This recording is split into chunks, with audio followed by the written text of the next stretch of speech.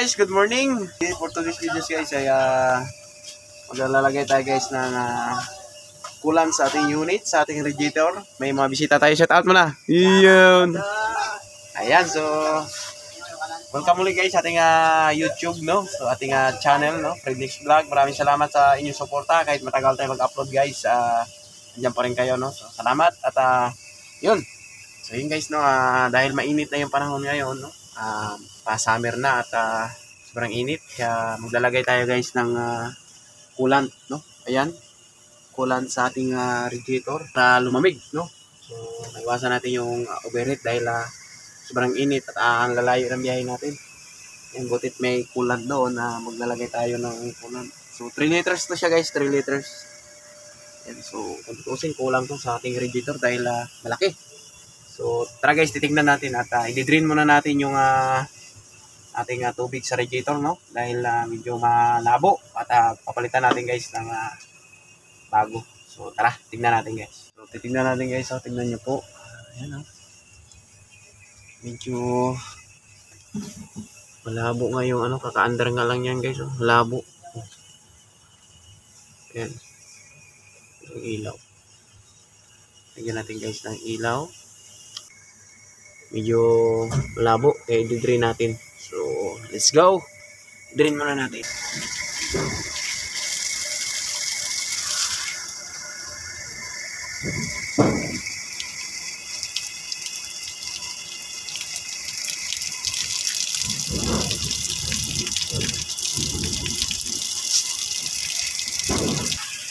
Ayan guys, so na-drain na natin, no? So medyo malabo nga yung tubig.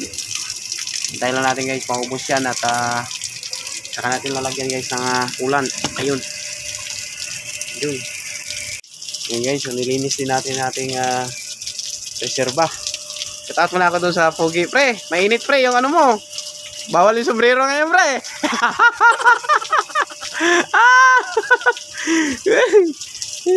Wala pre ha. Ayun guys, so yan, lalagyan din natin ng yan, coolant konti.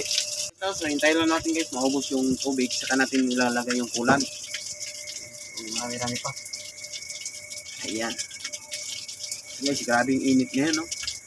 Kaya lalagyan talaga natin. Ingatan natin na maiwasan natin yung overheat. Bagay ito guys ay ganda naman yung natin, radiator natin at di naman tumataas yung halos yung gauge natin. Hindi rin siya ganong nagbabawas ng tubig. Yun lang kagandahan sa unit ko na ito guys, no? Wala talaga siyang singaw. Yung original pa kasi yung niya, radiator. So ubos na yung tubig guys, no? Hindi na napatak dun sa ilalim. Ayan, so sasarado lang natin guys yung drain plug. So para maglalagay na tayo ng coolant, no? So yun, stitch it lang guys. Yan guys, so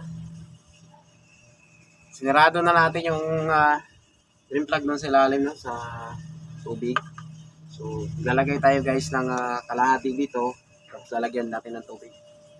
Ayan. Uy. Yan. Ito talaga guys ang isa sa mga laban sa tag-init. Dol! Tansyahin lang natin guys. Okay. Tignan mo natin lahat guys at mamaya lagyan mo na natin tubig. Okay guys, so lalagyan na natin ng tubig guys. Ayan. Lagyan mo na natin ng tubig guys para gumit na. Mamaya tansyahin lang natin guys, pag lapit na mapuno, iubusan natin yung coolant. Dahil lang natin.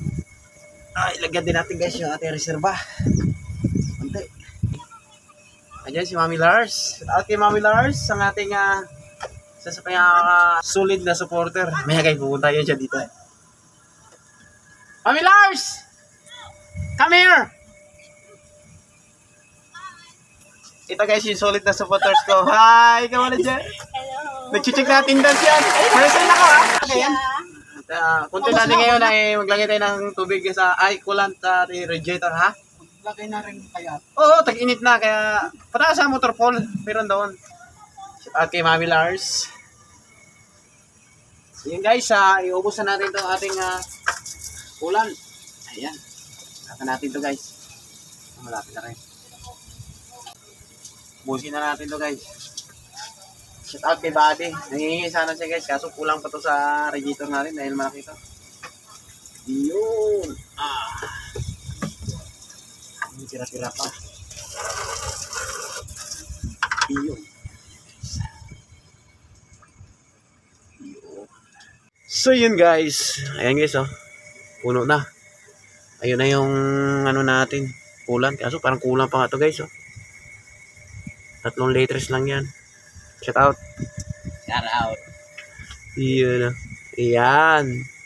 Ay, sa to guys. Pang laban na to guys sa ano. Nag-init ngayon. Ayan. Sarado lang natin to guys. Maigi. Yun. So yun. Ayos. Ayan. So double check din natin guys. Kung may tagas yung ano natin. Stream plug. Kaso wala. Ito wala na. Yun. Yung mga tagas na yan guys. So ano. Sa tira-tira na yan. Basa sa loob. Ayan guys, so tapos na tayo guys lagay ng kulan. Lagay ng kulan sa ating radiator, no? Freestone kulan ready to use. Yan. So 3 liters lang yan guys. So yun. So thank you guys sa inyo sa panonood ng ating kunting videos, no? Sa vlog na ito. Maraming salamat sa inyo sa nanonood lagi. Yan. So thank you. Lalo kay Mami Lars, shout out sa iyo Mami Lars at sa sulit na TDP dyan, sa truck drivers at siyempre guys sa Eureka Home Appliances at sa aking mga kasamahan sa trabaho. Yun. Shout out ko pala guys sila Torilan sa Team Ikis ko dyan at sa kay paring Marvin Notarte. Yeah. Pre, shout out sa iyo.